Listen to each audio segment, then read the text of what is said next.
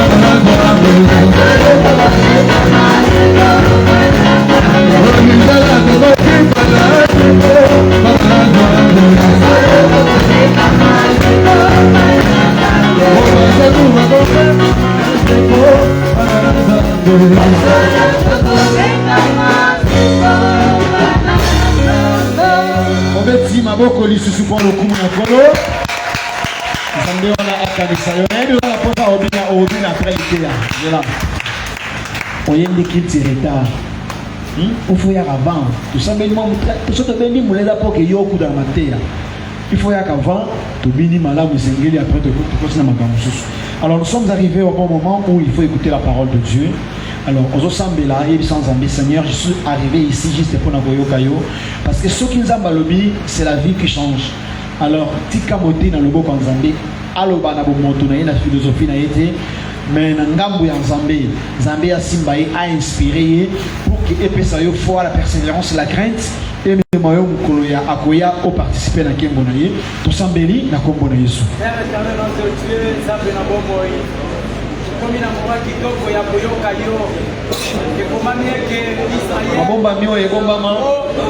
Il est temps, Seigneur, Dieu de gloire, pour la salie, éternel et lion de la tribu de Juda, Nimonisa na moment aux ensembles, aux amalams.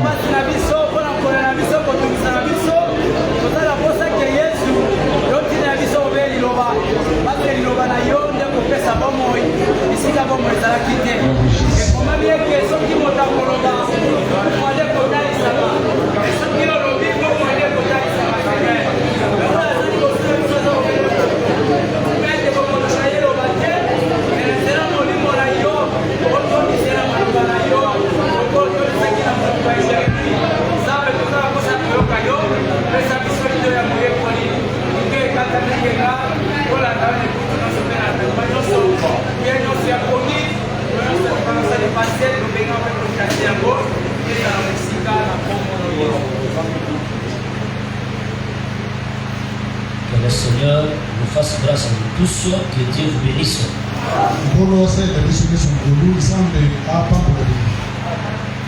Je suis très content de vous voir.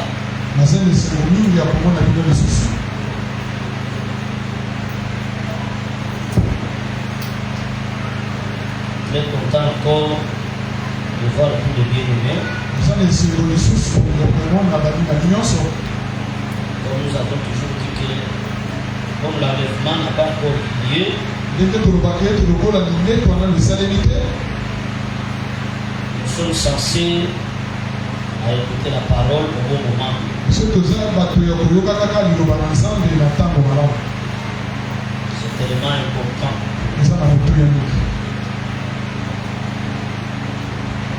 Nous avons voulu interrompre un peu notre message prophétique.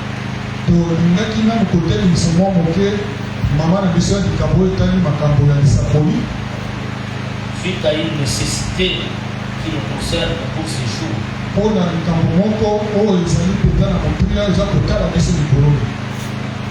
problème que nous avons, c'est notre problème de déménagement. Comme nous allons quitter dans cet endroit, avec l'endroit que nous avons dit, nous ne pouvons qu'exhorter les frères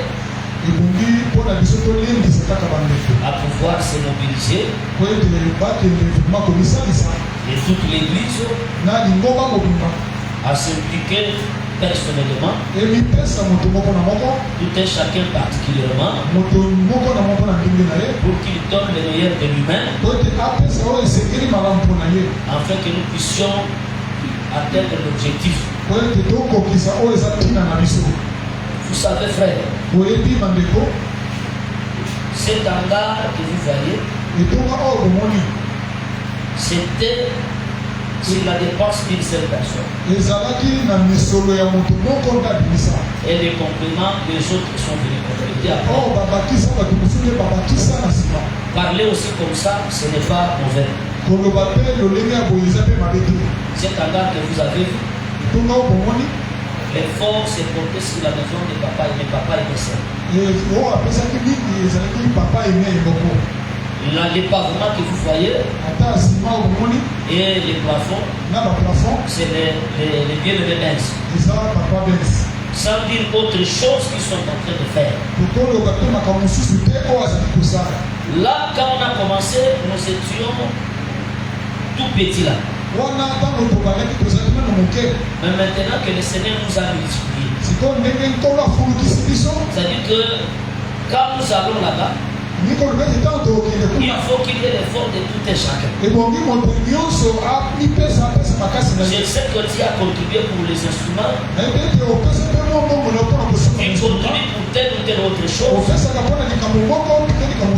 Mais je voudrais vous attirer votre attention que cette fois-ci, si nous pouvons faire l'hangar, que nous puissions faire les meilleurs.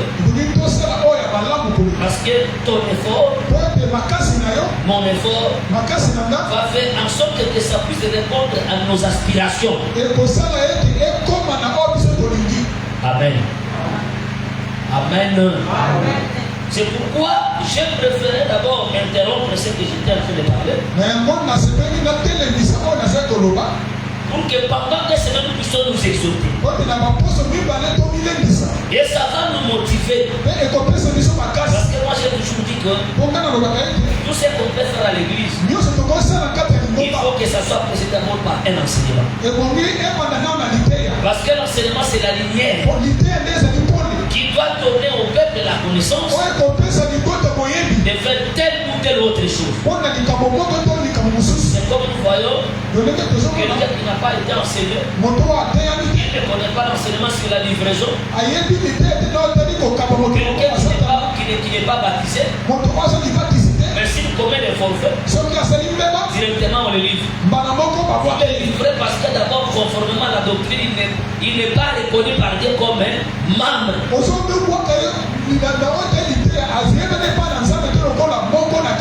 C'est comme si tu chassais un païen. Est-ce que vous voyez un peu ça?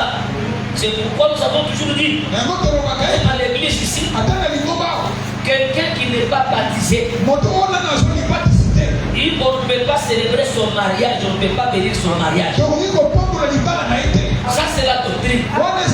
Parce que s'il n'est pas baptisé, on ne le reconnaît pas comme membre d'une église locale. C'est-à-dire qu'on ne peut pas prendre soin de lui comme on prend soin de celui qui est engagé. La doctrine est dure, mais elle est facile pour les enfants de Dieu. Il ne faut pas emprunter le chemin de les jeter. Vous voyez ça, ça va faire quoi? Ça c'est l'organisation des hommes. C'est la façon dont nous nous comprenons. Dieu a tout mis par écrit. Et nous aujourd'hui, nous devons suivre la trace de la doctrine des apôtres. Si on dit que frère, tu ne peux pas te marier avec un païen. Et il païen. Aussi tu sais, tu ne peux pas te marier avec un païen. Ce n'est pas nous qui devons modifier. On n'a pas droit, ça c'est les bords tracés par la doctrine. Amen. Amen. Mais attention, on peut avoir des cas exceptionnels. Là, supportez-moi un peu.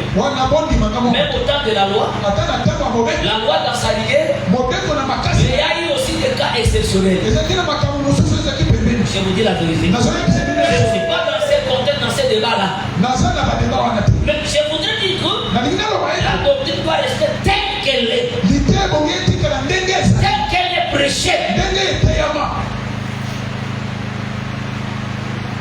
Hier la nuit, j'ai partagé avec le bien-aimé de Bébé. Et un ministre encore de nos assemblées, d'autres assemblées de Badelaïdo. Parce que je suis dans ce groupe-là, on est en train de partager. Nous devons faire un effort d'ajuster certaines choses dans la doctrine des apôtres.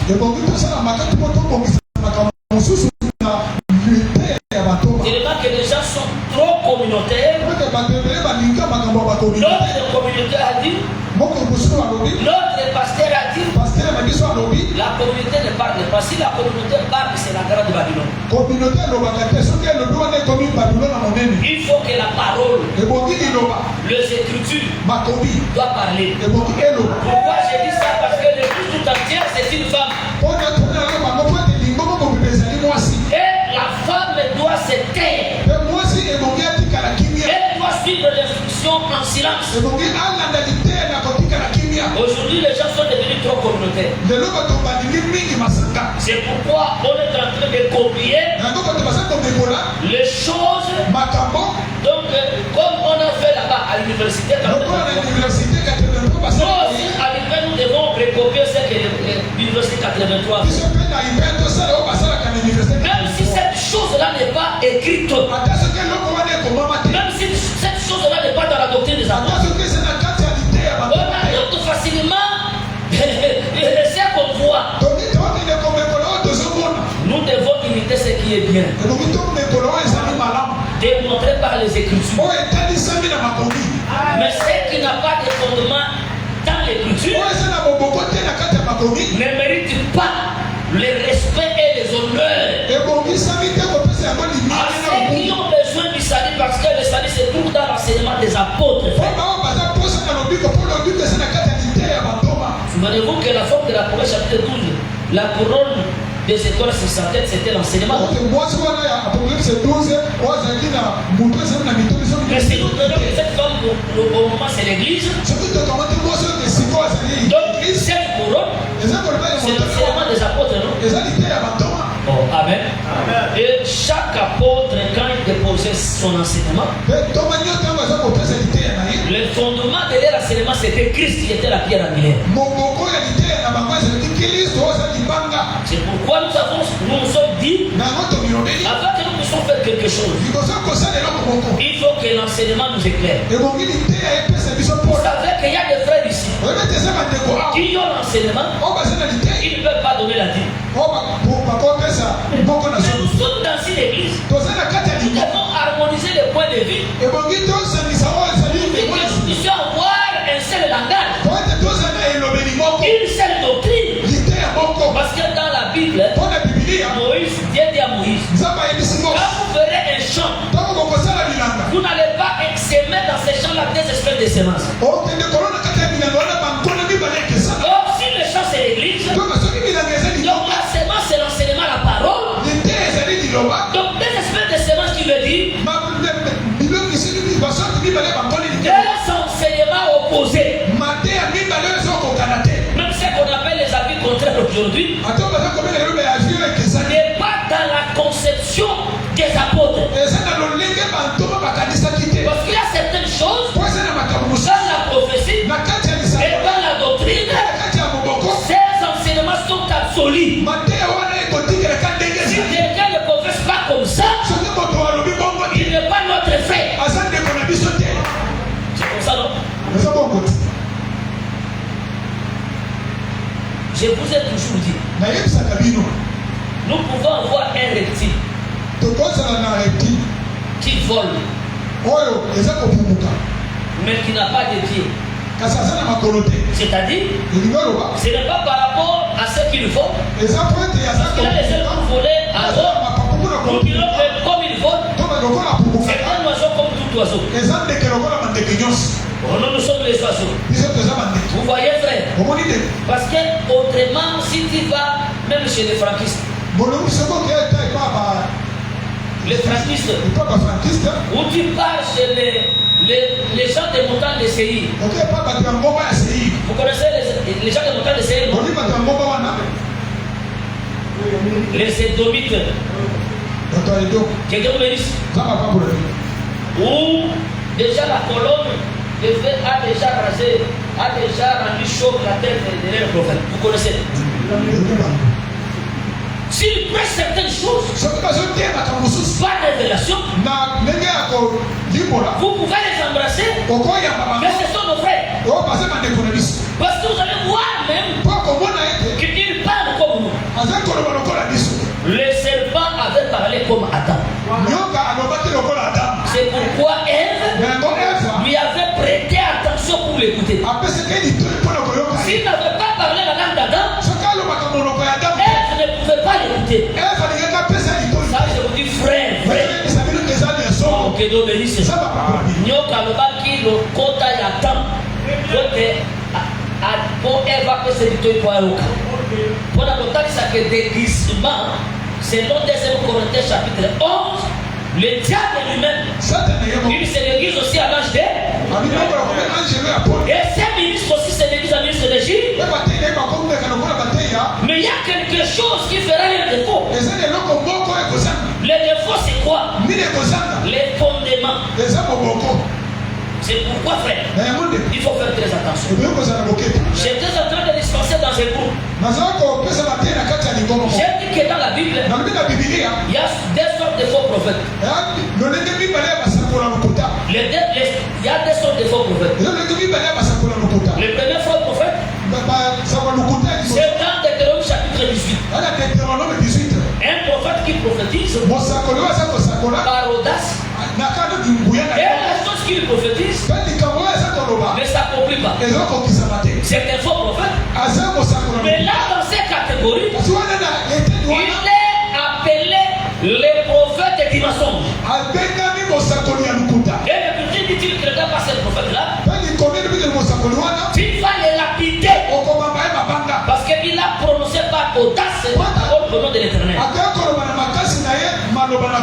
Retenez ça. Quel c'est le faux prophète? C'est Deutéronome chapitre 13, verset 1er. L'Écriture dit ceci. Ces faux prophètes-là, il peut annoncer ainsi. Il peut faire un miracle. Et que ce miracle-là est vrai. Et que la parole qu'il a annoncée s'accomplit.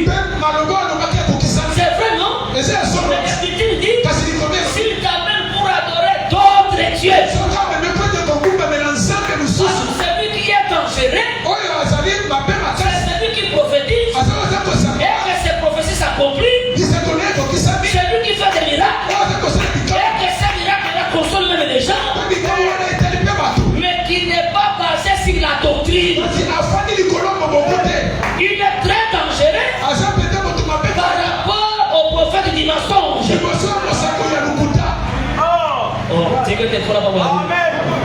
Il faut que vous ayez il y a beaucoup que pour même quand on a été mon tapo ça pour la bonne ayo makababo peut s'accomplir abonner peut pour ayo obikipe oboni peut de solution na proposa nango et ce qui va nater mais que la musique vérifier sur quelle doctrine azali fondée. Amen. Pour mon tapo après ça le bon na simana ngota ko mona ke makababo ko kisanga libo sikoyo toki na mangele na ke lo sikoyo na mali tu vois ça ou bien là la katikata babushi atia babushi de 4 points le kola déjà c'est important qu'il y a un accomplissement ya bisakoni na ye so ko ça na discernement de que ça veut nous éprouver au comitika n'est-ce pas ça? C'est ce que nous voyons plusieurs profondeurs. Il y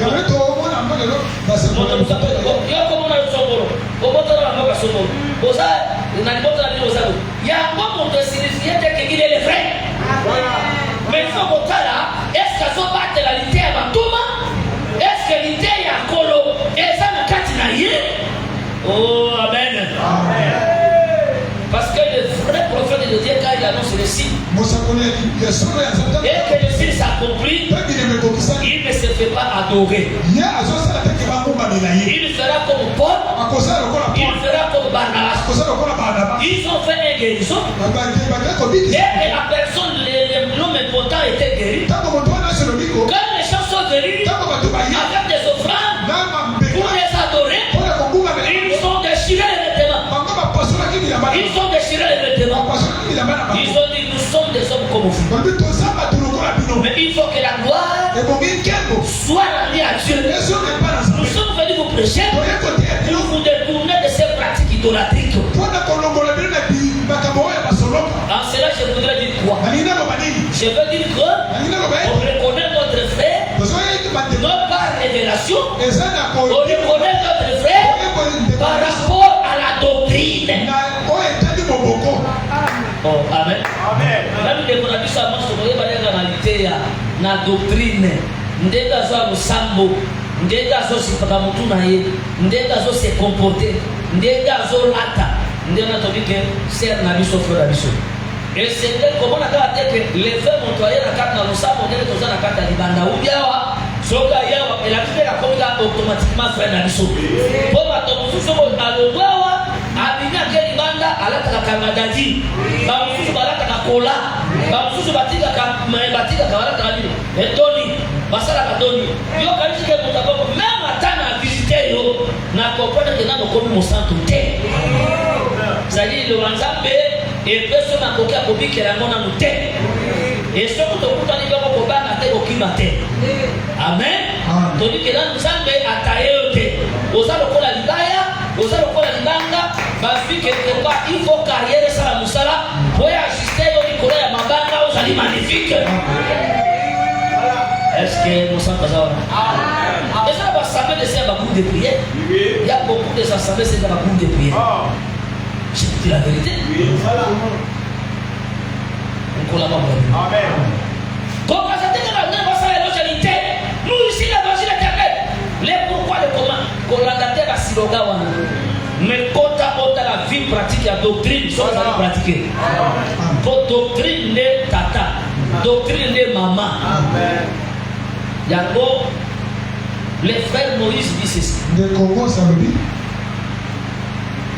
Si on aura une abomination, au Congo, on a le roi Bandido. Tous les petits qui volent. Et là, on a une saison pour Bouka. Mais quand cela descend, il n'y a pas de qui. Ça veut dire que quand il vole, tu crois que c'est un oiseau. N'est-ce pas? Tu crois que c'est un oiseau.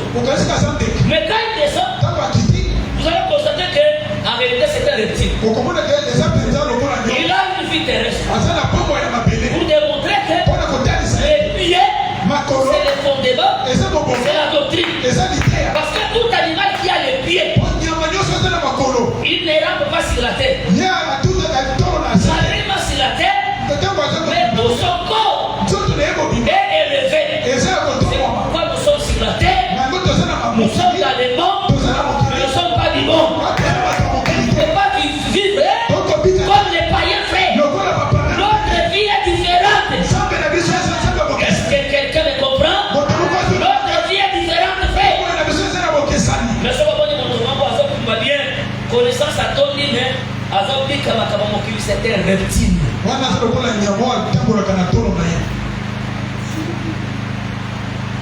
On collabore. Amen. Les autres peut-être dans la macabre. Mon ministère sera le ministère de Saint-Joseph.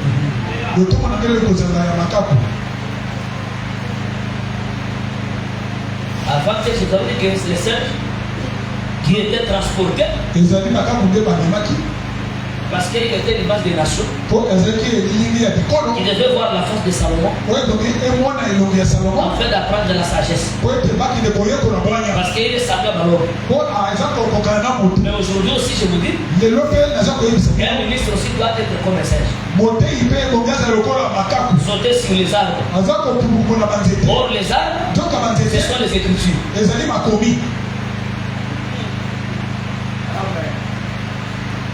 On l'a pas parlé. On l'a pas parlé. Il y a d'autres Salomon, on a montré à Makapu. D'abord, aussi qu'on allait, moi, même à Jérusalem. Bon, en tout cas, ça fait que le Seigneur, quand il est venu sur la terre, comme le véritable Salomon, et même, et quand il est descendu, et quand il est monté, il a amené des captifs. Parce que toi et moi, les captifs, nous étions comme des hommes animaux, non? Mais pour apprendre la sagesse, il a fallu qu'ils puissent nous prendre et nous amener au trône. Parce qu'au trône là-bas, ceux qui sont devant sa face, c'est ceux qui écoutent la sagesse. Oh, amen. Vous connaissez seulement le ministère dans certaines choses, mais si j'ai parlé encore du ministère dans l'éléphant, tout ce que Dieu a créé, derrière cela, c'est là où même un verset de cache la divinité.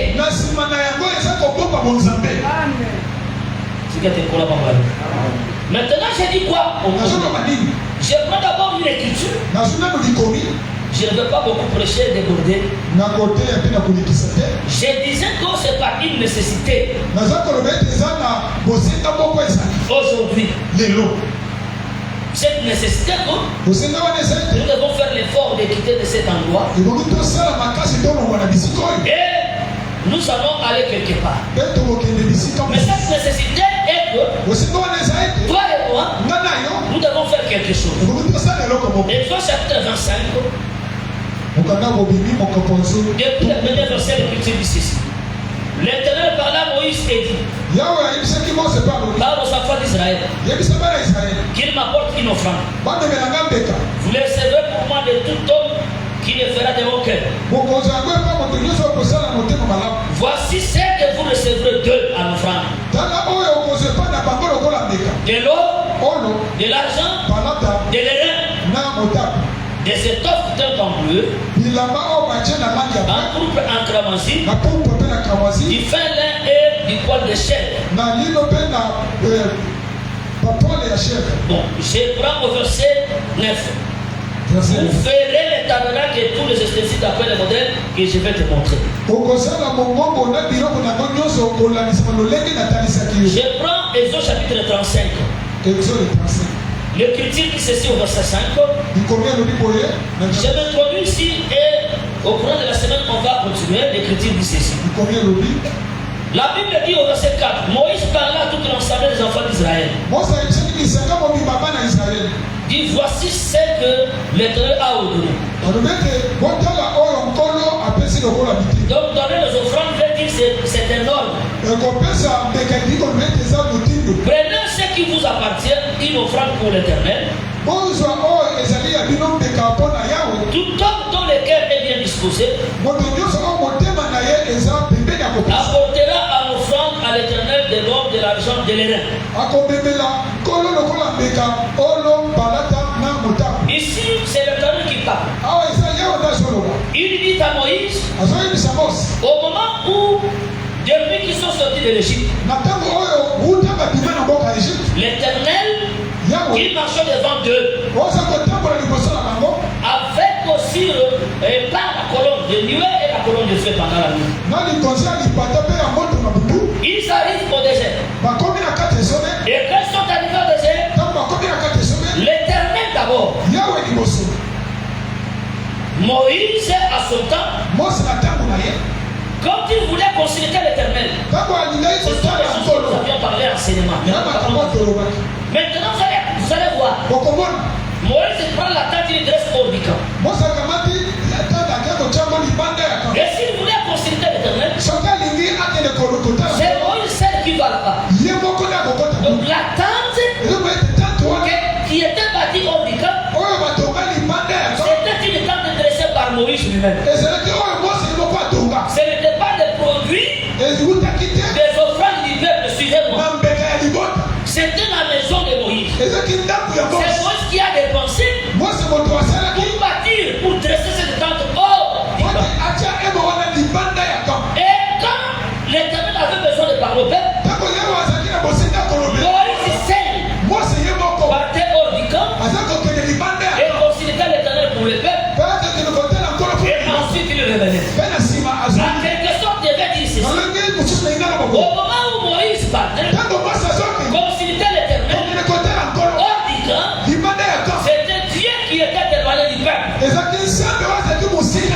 n'avait pas sa demeure au milieu du peuple. C'est pourquoi j'ai toujours dit, Dieu étant séparé du peuple, il avait le fait de Naziréa. Or, un Naziréen, c'est quelqu'un qui ne peut pas être touché par quelque chose qui soit impie. C'est pourquoi il était consacré. Dieu s'est séparé. Et quand Dieu s'est séparé, c'est Moïse qui va là-bas. Il écoute la parole. Il vient annoncer au peuple. Et cela était un temps record.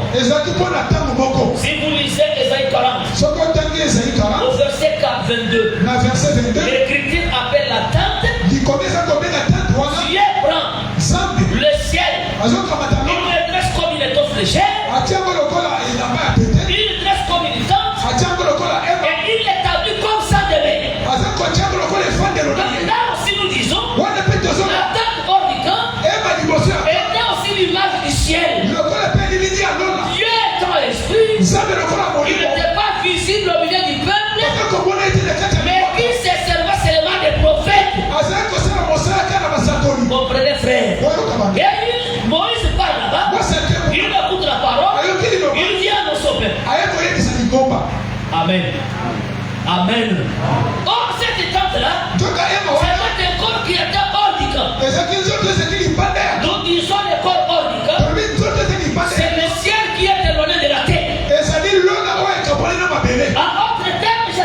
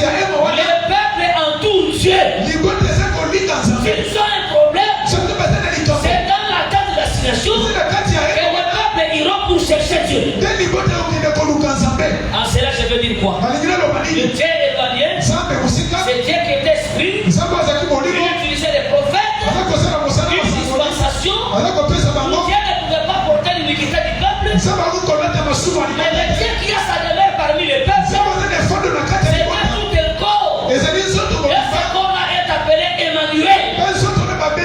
Donc la venue de Jésus, c'était maintenant le tabernacle au milieu du peuple. N'est-ce pas? Amen. Que Dieu vous bénisse. Mais je cherche quoi? Avant d'arriver là-bas, vous avez remarqué que Dieu dit à Moïse, dit au peuple, je ne vais pas être éloigné. Donc en quelque sorte, donc l'éloignement de Dieu, c'est Dieu qui s'était séparé dans des embrassements. Non, des embrassements. Il y a beaucoup de moments si mégo.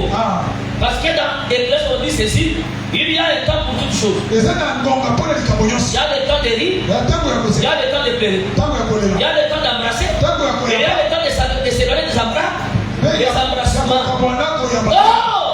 Si Dieu vient pour embrasser, il accepte de porter notre iniquité. Chaque Dieu manifeste maintenant l'amour. C'est comme l'enfant prodigue. Il était séparé de son père. Le père était resté. Mais quand l'enfant est venu, c'est le père qui est allé embrasser son fils. Donc quand le père embrasse le fils, c'est pour l'introduire dans la maison. Oh, que Dieu vous bénisse. Que Dieu vous bénisse. Mais quand il est éloigné, personne ne le voyait. Quand il est éloigné, Moïse vient avec le signe du Seigneur. Mais quand Dieu s'approche, Dieu lui fait parler, la gloire se manifeste, les peuples écoutent la voix de l'Éternel. Et Dieu communique sa volonté. C'est pourquoi le tabernacle était aussi chargé de l'iniquité du peuple. C'est lui qui était venu, il devait être chargé de nos iniquités. C'est une seule personne. Il était céleste, et quand il est venu sur la terre, il a accepté que les péchés puissent les toucher. Oh, amen. Même la femme qui avait la perte de sang, en les touchant au bas de sa robe, son impunité était terminée. Mais je me demande, l'impunité de la femme avait cessé. Mais l'impunité était où? Que Dieu bénisse. C'est que tu pourras pas me la dire. Si tu as l'impunité à moi, c'est le mot et qu'elle est droite. C'est-à-dire qu'elle a tapé les autres. C'est pourquoi Moïse dit ceci. Si quelqu'un, si une femme lors de son impunité, ou une personne lors de son impunité, il va toucher les vases des reins. Je pense que l'apôtre Samuel avait volé ça ici. S'il va toucher les vases d'or, on ne va pas briser les vases d'or, on ne va pas briser les vases des reins. Vases d'or et vases des reins, on va seulement les purifier. On va les laver. Mais si on touche au vase de terre, l'Écriture dit, on prendra ces vases de terre, on va les briser après de les purifier. Jésus, il était de voir vase d'or, il était de voir vase de reins, mais quand étant sur la terre, Jésus aussi était des vases de terre.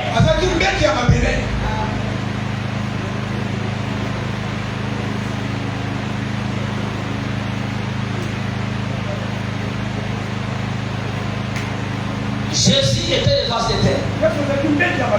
C'est pourquoi, en portant l'iniquité de nous tous, en portant l'impureté de la femme, il a fallu que, comme vase de terre, Jésus devait mourir à la croix.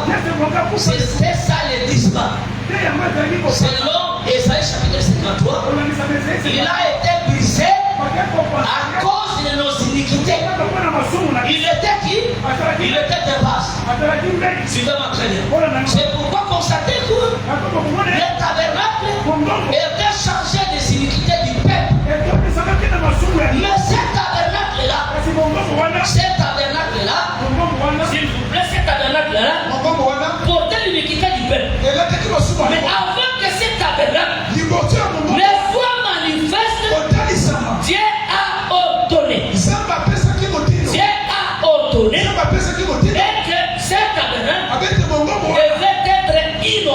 Et vous qui est la Mbeka. Amen. Oh, c'est que tu es quoi là-bas? Baladi ma bosa te libosa. Donc tabernacle mobimba espandé libosa.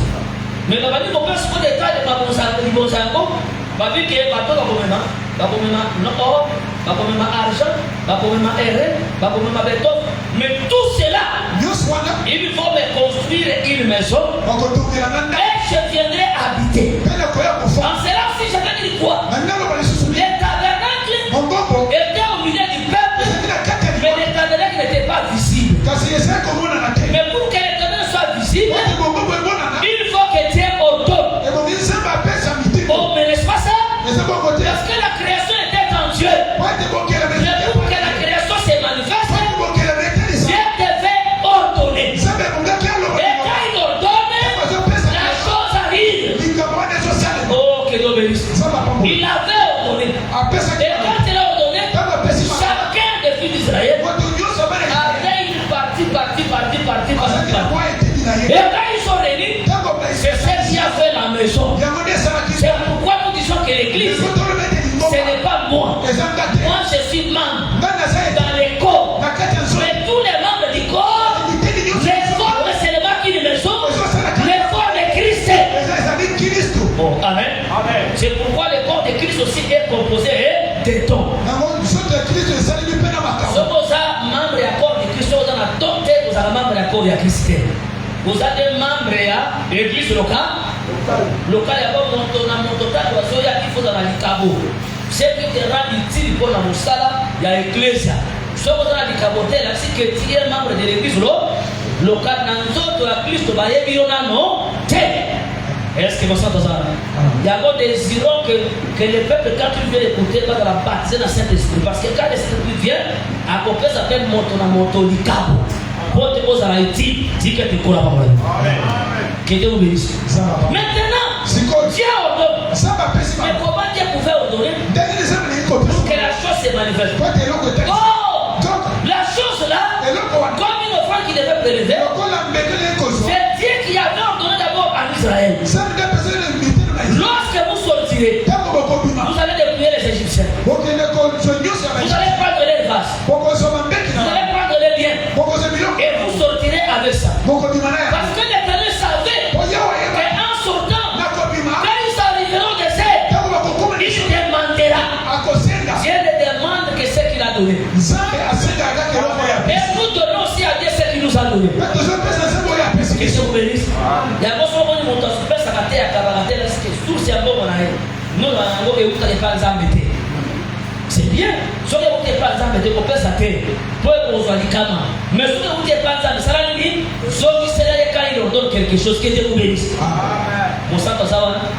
Maintenant, ça veut dire quoi? Il a ordonné pour qu'on donne les offrandes aux mais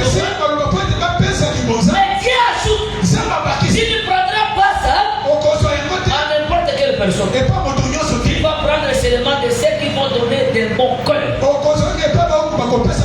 C'est pourquoi nous disons, ce n'est pas la bouche, ce n'est pas le mec qui offre. Mais la vraie offrande, c'est le cœur. C'est lui qui offre avec le cœur, c'est lui qui donne la bonne offrande. Mais aujourd'hui, qu'est-ce que nous voyons? Nous voyons que les gens donnent des superflus. Les superflus, c'est une offrande qui n'est pas donnée au cœur. Mais les superflus, c'est une offrande qui est donnée par la main et par la bouche. Mais il ne donne pas par le cœur. Parce que frère, même la carte à Israël, tant qu'on doit faire son offrande, et on va appeler ça d'après les bénédictions que l'Éternel s'est dit à côté. Pour battre nous, on va dire que nous avons encore. Est-ce que nous avons malin? Nous avons besoin de mais on peut s'amoquer comment? C'est-à-dire qu'on peut s'adapter au Sinaïo. Oh, que Dieu bénisse. Oh, nous avons besoin de dire que mon temps de la pauvreté, à cause de l'effort que, après ça même au-delà de la pauvreté, le corps va se donner ma salaki. Mais mon temps, ça la besoin, tant qu'on fait ça, à quoi fait ça moitié. Oh, amen. C'est bien que collaboration. Donc on fait ça moitié. On calcule valeur ensemble, on calcule vos choses à l'anneau, on calcule les dépenses au salaire. On dit que si je vais offrir pas encore quelque chose, il faudra sentir que nous avons considéré les âmes pour les cabosulanga. Parce que nous avons fait ça, et vous dites pas dans les âmes. Est-ce que tu as est-ce que vous savez ça? Quelqu'un vous dit. Maintenant il dit qu'il a ordonné pour que les gens les cœurs puissent sonner. Mais j'aimerais souligner quelque chose. Dans les offrandes, il y a des sortes d'offrandes. Ici, je suis en train de corriger quelque chose. Il y a des sortes d'offrandes. Je ne parle pas de différents aspects des offrandes. Par exemple, l'offrande du corps, l'offrande des lèvres et la libéralité. Je ne parle pas comme ça. Dans les offrandes matérielles, il y a des sortes. Suivez-moi très bien. Première offrande, c'est l'offrande pour la maison. Suivez-moi. C'est ce que nous voyons dans Exode chapitre 25. Mais la seconde offrande, c'est l'offrande que Dieu reçoit du peuple pour les salaires des ouvriers. C'est pourquoi nous devons noter pour le baratin des offrandes d'église. Oh non, moi je veux offrande d'église, c'est offrande d'église. Offrande d'église, c'est des collectes au salaire pour la construction. Mais offrande de compte à offrande de serviteur, de ministre. N'a pas ce petit, dit que tu es pour la maison. N'a pas de la première corriger à nous.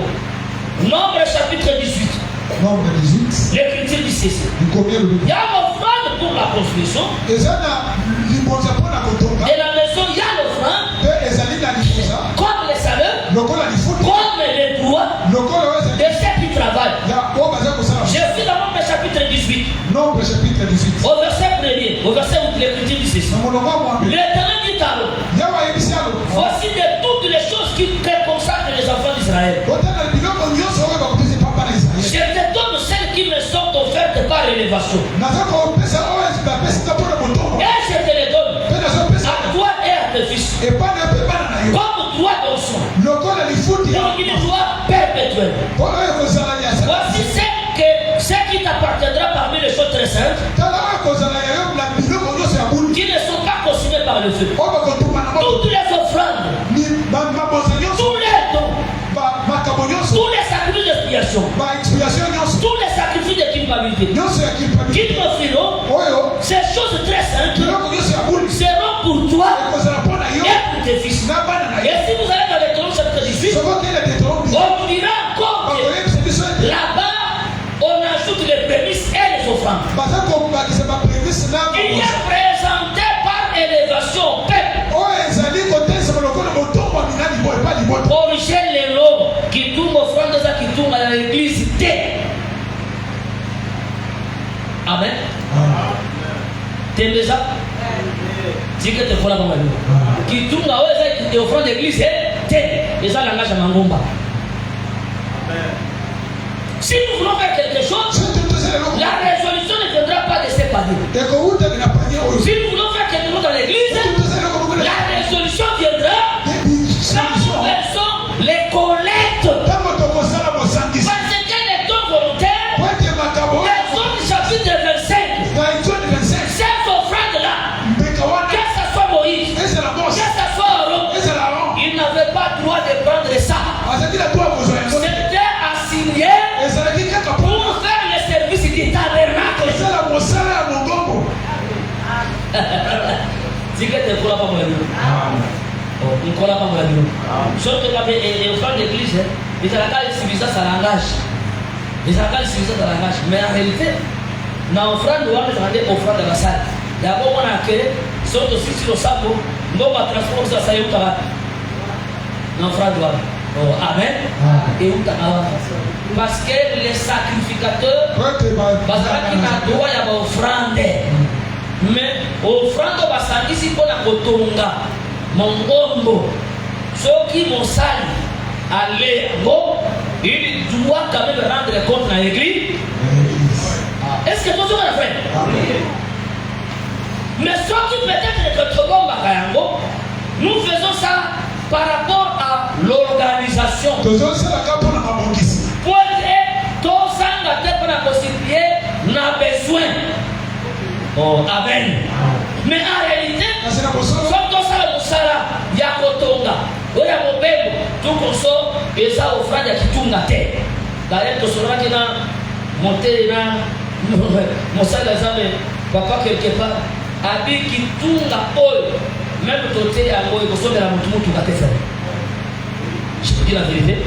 Et quand résoudre la problème sur la Katia n'a pas pété. Oh, amen. Je vous dis la vérité.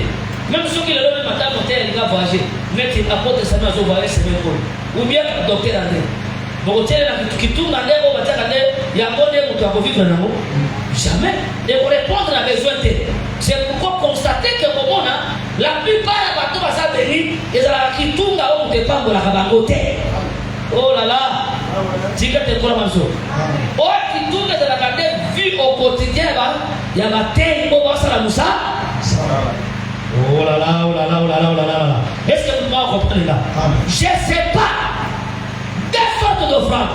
L'offrande qui est donnée pour l'œuvre. Ça veut dire que pour l'œuvre. Mais il y a l'offrande qu'on donne pour des ouvriers. C'est pour ça que je parle. L'offrande pour les ouvriers, c'est ce que nous donnons ici. Et l'offrande pour l'œuvre ne vient pas chaque moment. On la proclame par une nécessité. Maintenant, dans la réalité, les apôtres ont séparé ces offrandes en parlant de ces offrandes-là constituent maintenant des collectes. Mais dans l'ombre, c'était les dons qui n'étaient pas donnés pour les services du tabernacle. Amen. Ah, Amen. Est-ce que tout le monde ça? Mais Dieu dit, ils me feront une offrande. Et quand ils me feront une offrande, vous, je vais te montrer le modèle. Et tu me bâtiras une maison. Moi, l'éternel, je te dirai. Mais tu ne prendras pas ça à n'importe qui que ce soit. Il va prendre d'abord aux hommes ayant un bon cœur. C'est-à-dire que les gens qui donnent problème, les gens qui donnent pour les serviteurs, ce sont les gens qui doivent être d'abord des bons cœurs. Parce que là, avant de faire une famille, ce qu'on égoïste, on a des petits dans le sang. Oh, n'est-ce pas?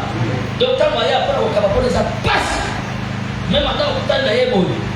Pas Kabelo, attends, un bon, pas Kabelo, il y a un problème. Il y a ce qui est dans nos arbres qui montent à la été. Acheter dans monter à la été. Oh! Donc, mon tableau, mon sang a épargné, a laissé à s'appauvrir. Pourtant, mon colo, il avait épargné son fils, il était pauvre. La pauvreté de Dieu c'était durant tout le temps de la loi. Parce que mais quand Dieu a donné avec libéralité, il a donné son fils, toutes les nations, toutes les langues, tous les peuples, nous sommes appartenons maintenant à Dieu. Nous sommes à ceux qui sont égoïstes maintenant. Oh, tu veux que tu connais ma chose. Jacob, quand il était égoïste, il était resté seulement avec le nombre de 12. Mais quand Jacob a envoyé Joseph, et Joseph allait en Égypte, même les Égyptiens commençaient maintenant à appartenir à Jacob. Comment? Quand Joseph est parti là-bas, mais n'est-ce pas qu'il est élevé dans le contrôle de Pharaon? Et Jacob vient. Jacob dit et Joseph dit ceci. Ici là où je suis, Dieu m'a établi père de Pharaon.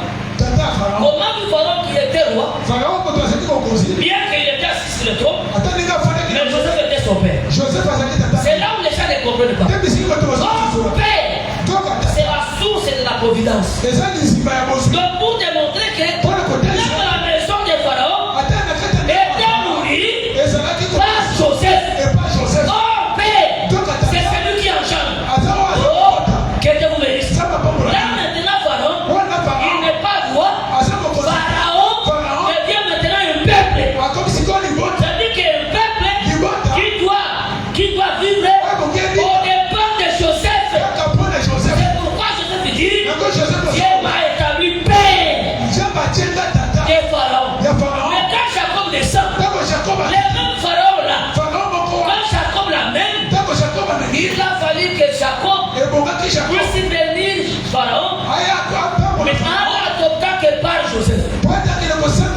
C'est pourquoi nous disons, nous étions dans le monde. Pour que Dieu nous bénisse, il nous a bénis en Jésus-Christ.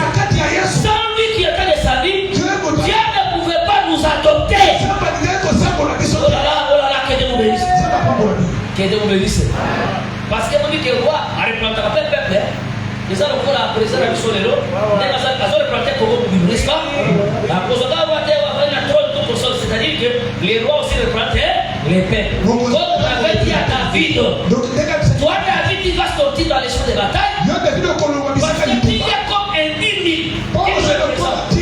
Parce que si tu mets, on éteindra la lampe de l'Éternel. Or,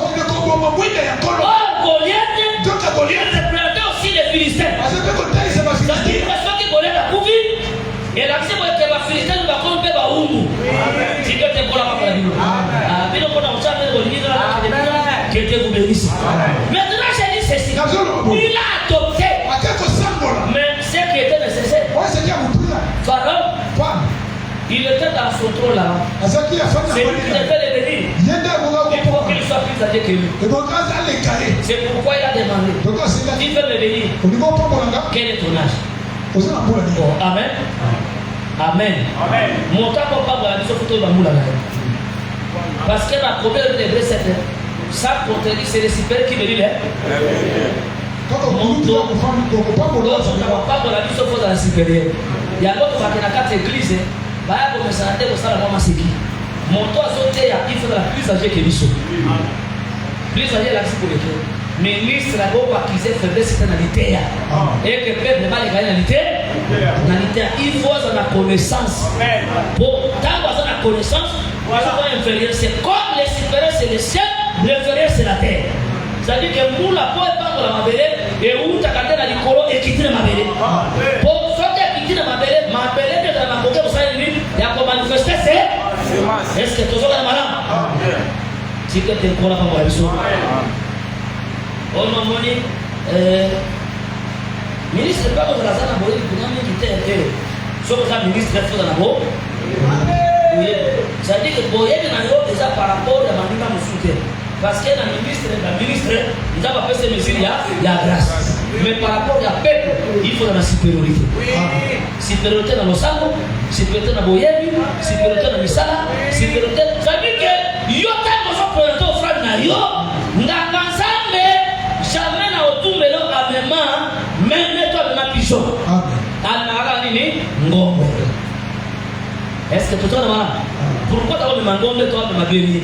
Pour nous dire que ma casse naie consécration à l'autre va consacrer na ngombe, va consacrer dans la ligne na période. Pour nous dire que il faut ça naviguer que Dieu vous bénisse. C'est pourquoi Pharaon lui pose la question. Quel est le nombre des jours de tes années? Et quand il commence à nous réciter, c'est alors que Pharaon va s'incliner. Il sera béni par Jacob. Il a compris que celui qui est venu du ciel, il est supérieur à moi qui est le terrestre. Mais celui qui a fait que Pharaon soit béni, c'était Joseph. Est-ce que nous sommes ensemble? Nous sommes ensemble. C'est pourquoi je dis ceci, frère.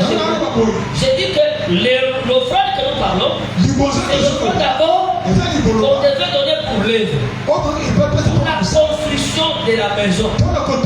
Et on devait les recevoir de toute personne ayant le bon cœur. Vous allez monter le malade, mais si la vie monte le malade, ils ont monté déjà du terre. Et c'est ça, ça la carte. C'est-à-dire que les gens qui ont monté, tout ça, besoin de la carte d'église, on sacrifiait le terrain avec nous. Moi, je vais acheter ça. Moi, je crois que peut-être que nous avons appris ça sur le plan de son mal. Moi, je crois comme ça. Amen. Et un docteur André, viens à Yossalakiwana. Nous avons comme ça. Nous avons constaté la loi. Donc, on s'en parle pas. Comme on a dit, soit on a sur le corps à la tête. J'ai dit que ça aujourd'hui comme un homme de Dieu. Dieu te donnera des moyens. Dieu te donnera des possibilités. Parce que dans ce travail, dans l'œuvre de la colère que nous faisons, Dieu bénira ses enfants pour que nous ayons les ressources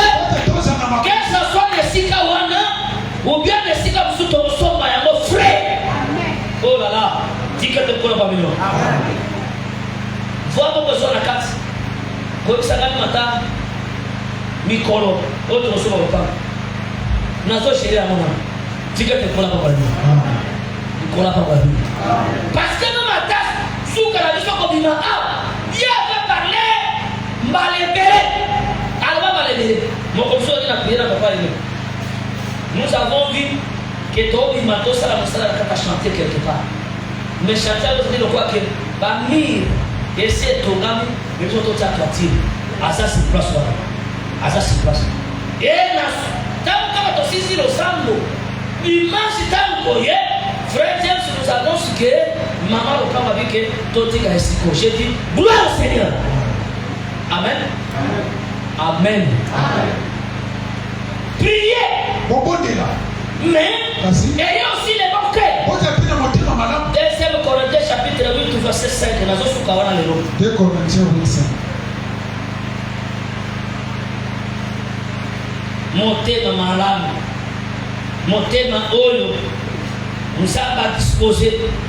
Parce que c'est que le nécessaire. Pour l'offrande aux autres ça. Il faut que d'abord l'Éternel t'agrée toi. Comme il avait agréé. Et Abel. Et ensuite il jetait encore le regard pour voir si son offrande. Si Dieu t'agrée, il agréera aussi ton offrande. Et sauf ton offrande que tu donneras va procurer une bénédiction. C'est pourquoi les marqués, les gens qui ont donné, les gens qui ont travaillé, à la fin de leur travail, l'Écriture dit Moïse observa les tabernacles, il bénit tous les ouvriers qui avaient travaillé. Donc, en dépit de tout ce que nous faisons, à la fin, Dieu bénira tout et chacun. Amen. 2 Corinthiens chapitre 8 verset 5. L'Écriture dit ceci. L'Écriture dit ceci au verset 3. Ils sont chez la tête donnée volontairement selon leurs moyens. Même au-delà de leurs moyens. On est en train de louer les gens. Ils sont donnés selon leurs moyens. Mais ils se sont fait de leurs moyens. Même au-delà de leurs moyens. Est-ce qu'aujourd'hui il y a des gens qui doivent donner, qui peuvent donner au-delà de leurs moyens? Les gens qui n'ont pas la foi font des calculs. Je vous dis que Dieu a des fenêtres au ciel. Oh, je vous dis la vérité. Dieu a des fenêtres au ciel. Si tu marches sur la terre, il ouvre là-bas, il te donne. Moi, c'est pas comme ça. La famille était dans Samarie. Élisée dit le soir, il y aura les baisses des denrées alimentaires. Et les peuples seront rassasiés. Officier qui s'appuyait sur la main du roi. Il dit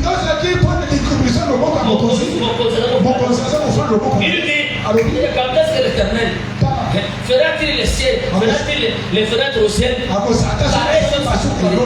il a oublié.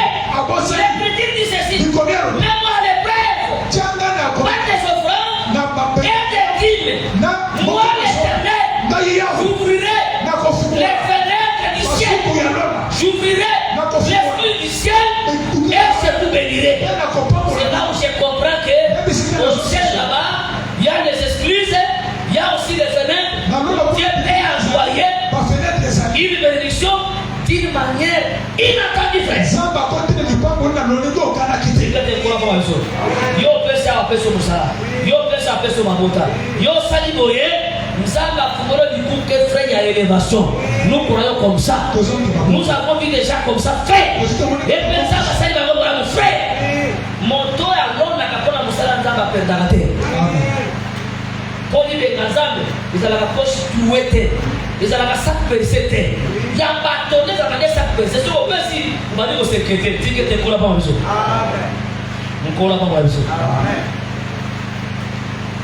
Donc comme ça, on ne va pas aller. On s'inquiétait parce qu'on a vécu longtemps. Donc comme ça, on regarde à présent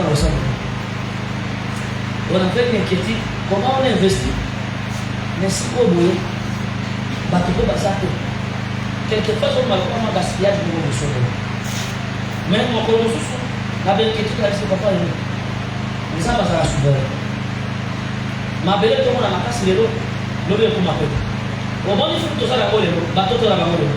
Quand on est va doubler fatigué. Sauf qui va doubler fatigué de tes beaux autres dans la montagne. On va être doublé, mais souvent on va régresser. C'est que tu pourras mourir.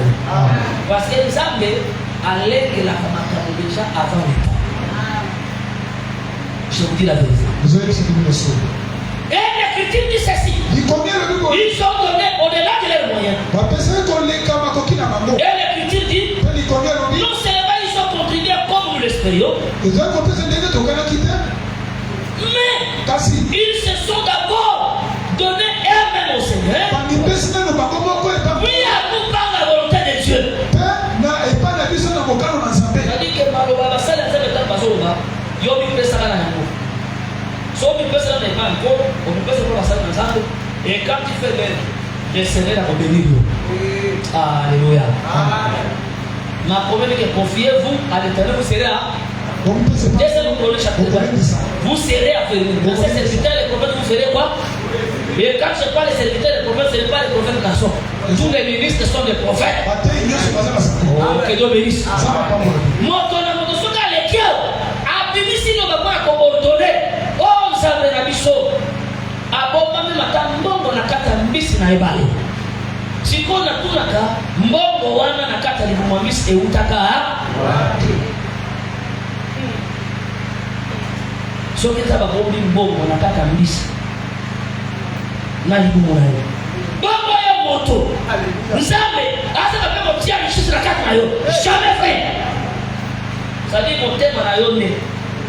Na le fungwa na muteo comprendre bola manzaka na vie na yo. So comprendre, likamotali ko pesa ba utindi ka yo te. Likamotali ko pesa ko sala ko volonté matike te kola ba. Nkolo apa bola yo. Nkolo apa bola yo. Est-ce que nous sommes zawa? Maintenant pour ma bomba.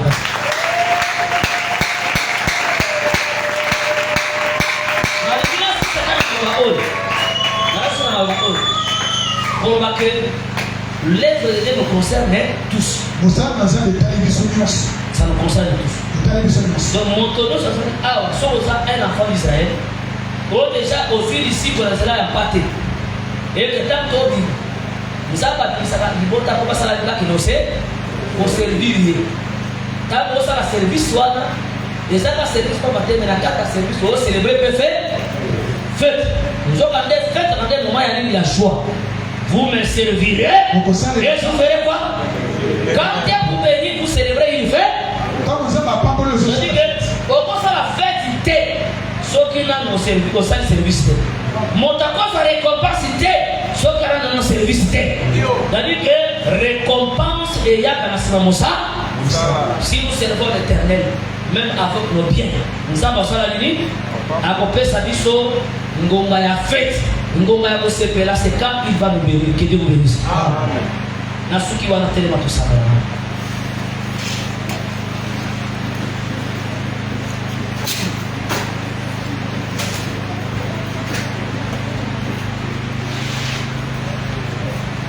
Yahweh o maramu mingi otida kikolo Yesu otengara bikisama umamana yolivera Yahweh o maramu mingi otida kikolo Yesu otengara bikisama umamana yolivera oh Yahweh o maramu mingi otida kimwana nayo otengara bikisama umamana yolivera Yahweh maramu mingi otida kikolo Yesu otengara bikisama umamana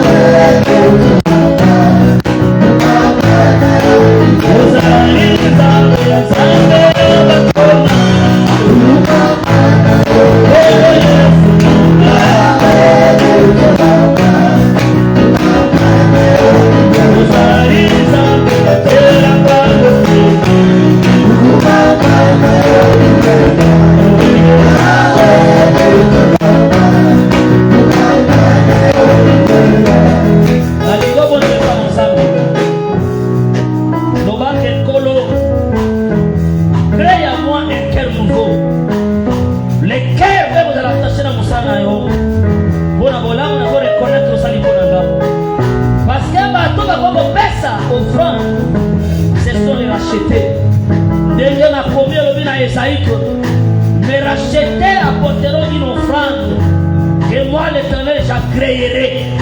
C'est que mon toit ça me racheter. Ma bien à Yesa est mon kili. Ma bien à Yesa est mon corps. Mais celui qui est racheté, il appartient à Dieu. Et tout ce qu'il a appartient aussi à Nzambe. Au-delà de l'ité à Rome, et ça la quelque chose n'a pas de moment na yo, na combo na eso que se deve la vie, là.